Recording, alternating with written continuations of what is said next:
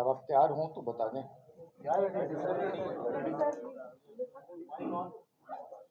आप लोग फ्रेम में नहीं आ रहे होंगे, जाते इधर पीछे ले आओ कुर्सी, आप भी और ममता भी इस गैप में डाल दो दोनों जगह, इस गैप में आओ।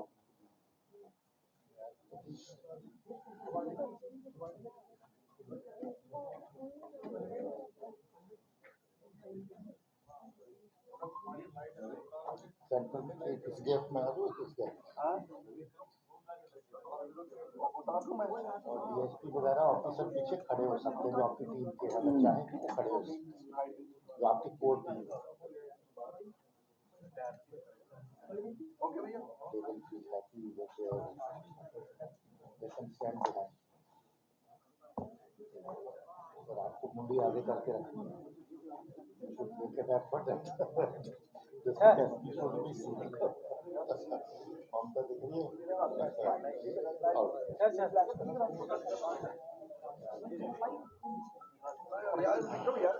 शुरू करें दोस्तों। आप सब जानते हैं कि आतंक की जननी, दहशत की जननी जो हमारे पड़ोस में है,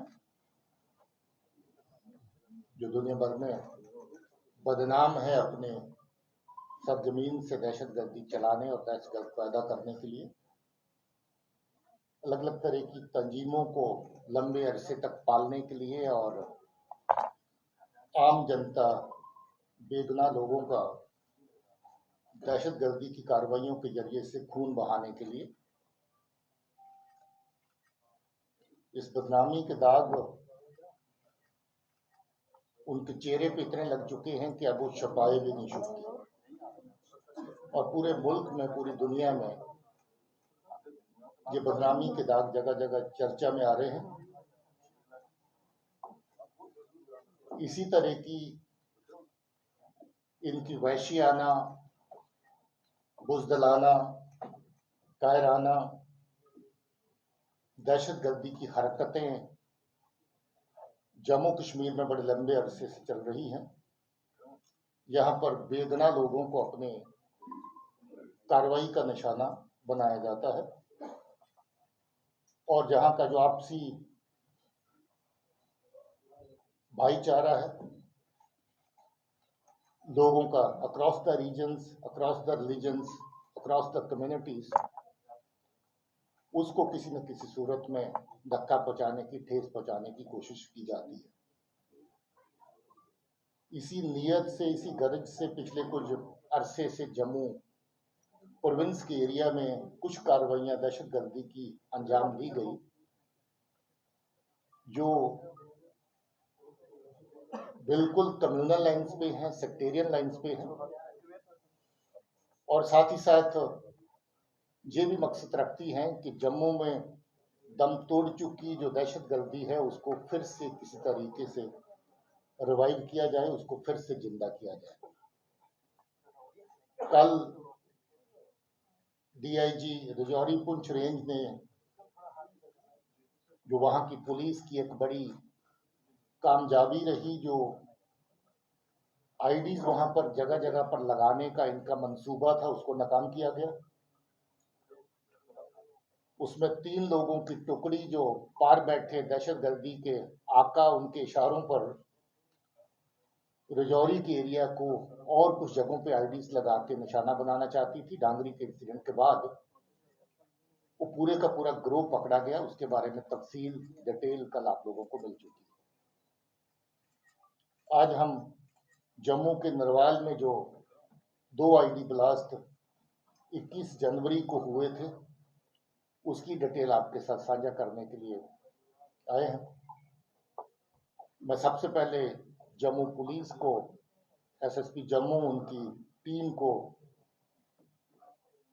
एसपी साउथ, डीएसपी साहबान और एसएचओ और बाकी टीम के लोग जो हमारे पीछे खड़े हैं, उनको शाबाशी देना चाहता हूँ, मुबारक देना चाहता हूँ कि उन्होंने बहुत ही मेहनत के साथ इस केस को वर्कआउट किया है, और इस दहशतगर्दी की साजिश के पीछे कौन लोग शामिल थे उनको बेनकाब किया है। आप जानते हैं 21 जनवरी को रात को जो 2 बॉम्ब लगाए गए 20 की रात को, जो 21 की सुबह फटे।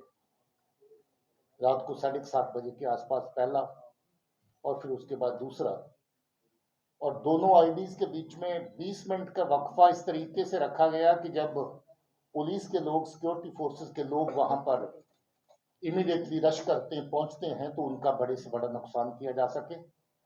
और पहले में जब दुकानें खुलें, लोग जो दुकानदार आसपास अपना काम कारोबार करने वाले हैं, उनको नुकसान पहुंचाया जा सके। मगर पुलिस ने अपनी एसओपीज का पालन करते हुए अच्छे का निशाना ये था कि पुलिस और सिक्योरिटी फोर्सेस के लोग जो मौके पर आए उनको टारगेट किया जाए। एसओपी का पालन करते हुए उस नुकसान को बचाया जा सका, वरना वो नुकसान और भी बड़ा हो सकता था, क्योंकि पहली आईडी छोटी थी और दूसरी आईडी उससे कहीं ज्यादा बड़ी थी, और इरादा यही था कि दूसरी आईडी ज्यादा से ज्यादा लोगों का नुकसान करे। पुलिस ने बड़ी मेहनत के साथ आरिफ नाम के दहशतगर्द को पकड़ा है, जो रियासी का रहने वाला है, और इसकी तफ्तीश और इंटेरोगेशन के दौरान ये पता नहीं चला कि ये आज से नहीं बल्कि पिछले लगभग 3 साल से ये पार जो हैंडलर हैं दहशतगर्दी को चलाने वाले जो लोग हैं लश्कर तौबा के, उनके साथ इसका तालमेल है। इसका मामा काफी सालों से कराची पाकिस्तान में जाकर के सेटल हो रखा है। मामे के जरिए इसके साथ राब्ता हुआ और फिर एक दहशतगर्दी तंजीम को जो पार से चलाने वाला कासिम नाम का आदमी है, वो भी रियासी का रहने वाला है। काफी लंबा अरसा पहले वो पाकिस्तान में जाके सेटल हुआ है और आज पाकिस्तान की दहशतगर्दी की जननी जो है उसका साथ दे रहा है, उसका समर्थक है, उनका सपोर्टर है, और दहशतगर्दी की कार्रवाइयां पाकिस्तान में बैठ करके यहां पर करवाता है। कासम ने लंबा अरसा पहले को 19 में इसके साथ राब्ता साधा। आपको याद होगा शास्त्री नगर में एक आईडी हुई थी, वो अभी तक उसका करने वाला कौन था वो बेनकाब नहीं हो पाया था। यही आदमी है जो शास्त्री नगर में फरवरी 22 में आईडी हुई थी, यही आदमी शामिल था।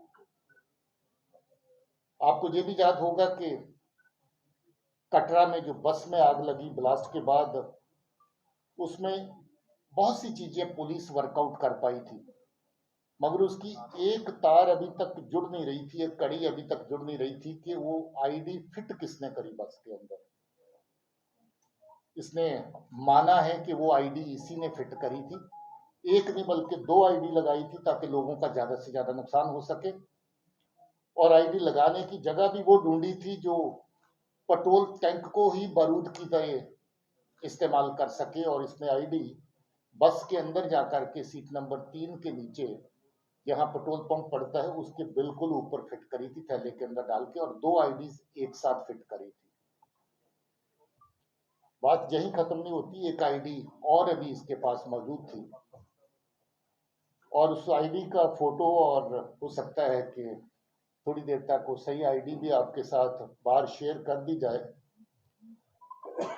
वो परफ्यूम आईडी है, बॉटल परफ्यूम की दिखती है, और अगर गलती से आपने परफ्यूम के स्प्रे के माफक उसको दबा दिया, जब खोल दिया तो आईडी फट जाएगी, और जिसके हाथ में आईडी होगी उसका मौके पर ही नुकसान हो जाएगा। जो पहली आईडीज अभी तक इस्तेमाल करी जो शास्त्री नगर में हुई, वो टाइमर वाली डिवाइस थी। जो कटरा की बस में आईडी लगाई गई वो स्टिकी बॉम्ब की फॉर्म में थी, जो थोड़ा बड़े साइज में स्टिकी बॉम्ब हमने कठुआ में बरामद किए थे, जिसमें 450 ग्राम के करीब करीब एक्सप्लोजिव मटेरियल रहता है। और जो जहां पर लगाई आईडी एक 750 ग्राम की थी पहली आईडी, और जो दूसरी थी उसका वजन 1 किलो से भी ज्यादा था। टिफन आईडी थी, स्टील टिफन आईडी थी। और जो अभी आईडी पकड़ी है, मैंने आपको बताया कि वो परफ्यूम आईडी की तरह है। यहाँ पर कोशिश है कि जो दहशतगर्दी के आर पार से कार्रवाई होती है उसमें जो लोग इन्वॉल्व हैं उनके खिलाफ सख्त कार्रवाई हो। तो एक एक दहशतगर्द तंजीम को जिन्होंने दहशतगर्दी की कार्रवाइयों में यहाँ पर हिस्सा लिया, उनके डोजियर तैयार किए, और उन सब तंजीमों को जो दहशतगर्दी को जहां पर चलाते हैं उनको बैन करने की कार्रवाई गवर्नमेंट ऑफ इंडिया की सतह पर की गई। लगभग 1 दर्जन ऐसी ऑर्गेनाइजेशन हैं जिनको अभी तक बैन किया गया है, जो दहशतगर्दी की कार्रवाइयों में सम्मिलित होने के लिए नोटिफाई किया गया है कि ये दहशतगर्दी चलाने वाली ऑर्गेनाइजेशन है। और ऐसे ही लोग जो इनफरादी तौर पे, इंडिविजुअल तौर पे दहशतगर्दी की कार्रवाइयों में शामिल हैं, 22 के करीब पिछले 2 साल के अंदर ऐसे लोग नोटिफाई किए गए हैं एज टेररिस्ट। वो कार्रवाई भी बराबर जारी है और उस कार्रवाई को भी आगे जिंदा रखा जाएगा। 2016 में रेगुलर टीचर बना, सरकार की तनख्वाह भी ले रहा है, सरकार के टुकड़ों पे पल भी रहा है और साथ ही साथ कुछ और टुकड़ों के लिए अपने लोगों को नुकसान भी पहुंचा रहा है। पता चला कि इसको पहली आईडी लगाने और फोड़ने के बाद कुछ नगद रकम मिली थी, कटड़ा की आईडी लगाने के बाद भी इसको कुछ रकम दी गई थी और अभी जे आईडी लगाने में भी इसको ऐसा ही फायदा दिया गया। अब ये देखिए कि किस हद तक ये चीज एक एक चंद टुकड़ों के लिए लोगों की जान के साथ खिलवाड़ करना, लोगों का नुकसान पहुंचाना, ये सही लगता है। मगर शर्म की बात है इसके लिए कि ये दहशतगर्द सरकारी मुलाजिम भी है। अब इसकी मुलाजिमत तो जाएगी, इस केस में भी इसको अंजाम जो है भुगतना पड़ेगा। आज आपको मनाने के लिए हम लोगों ने इस हादसे में जो लोग जख्मी हुए थे उनको भी लाया है, तो आप इस प्रेशर के बाद उनके साथ मुलाकात भी कर सकते हैं कि उनके जज्बात, उनकी फीलिंग क्या है। और हम चाहते भी थे कि उनको जब इंसाफ मिले तो उनको पता चले कि जम्मू कश्मीर पुलिस जो है वो उनके लिए कितनी ये जरूरी था। एडीजी जम्मू है मुकेश साहब, इनको भी मुबारकबाद देना चाहता हूँ, कॉम्प्लीमेंट करना चाहता हूँ। ये बहुत तकड़े टीम वर्क का नतीजा है कि ये केस वर्कआउट हो पाया, वरना ये केस इसलिए भी मुश्किल था कि इस बंदे ने अपने कपड़े तक जला दिए, कोई एविडेंस इसने छोड़ा नहीं। जूते भी जला दिए जो पहन के गया था, कपड़े जला दिए जो गया था, फोन अपना तोड़फोड़ करके आग लगा के उसको जला दिया। ये चाहता ही नहीं था कि कुछ सुराग वहां पर बचे। मगर जो जम्मू पुलिस की जो टीम लगी हुई थी उसकी काबिलियत है, उनकी मेहनत है कि उन्होंने छोटे मोटे हर एविडेंस को खंगाल करके, हर छोटी मोटी लीड को आगे बढ़ा करके पहुंचते पहुंचते इस तक पहुंचे और इसको आखिर पकड़ा गया। इस इंसिडेंट के बारे में इतनी ही मालूमात आपके साथ शेयर करनी थी। इसके अलावा आपका कोई सवाल हो तो आप बता सकते। लोग पकड़े गए हैं, गवर्नमेंट एम्प्लॉइज कितने हैं बताया जा रहा है? 2 गवर्नमेंट टीचर हैं इसमें। अभी तो एक ही का है, उसके अलावा अगर कोई तफ्तीश आगे चलती है और किसी का इसमें आता है नाम तो देखिए। स्कूल जो आईडी मॉड्यूल्स हैं उनमें से 4 लोग पकड़े गए हैं, राजौरी और जम्मू को। ये 3 वहां के देखें, जहां के देखें तो 4 हो गए। उसके अलावा आपको याद होगा कि तालिब का मॉड्यूल अगर देखें तो कितनी आईडीज में वो शामिल था, तो तालिब के मॉड्यूल में कितने लोग पकड़े जा चुके थे, वो भी तो आधा दर्जन के 5, हाँ 5 लोग उसमें भी थे। तो तालिब का मॉड्यूल भी आईडी का ही बेसिकली मॉडल था, जिस मॉडल के जरिए आपको जो ट्विन बस में ब्लास्ट हुए उधमपुर में, आपको याद होगा कोटरंका में जो ब्लास्ट हुआ आपको याद होगा, एक शादी के दौरान किसी के घर में रिजौरी में ब्लास्ट हुआ आपको याद होगा। तो वो कार्रवाइयां जो तालिब के ग्रुप की थी, तो ये इस तरीके से देखें तो तालिब भी उस केस में फिगर करता है जो कटरा का ब्लास्ट हुआ।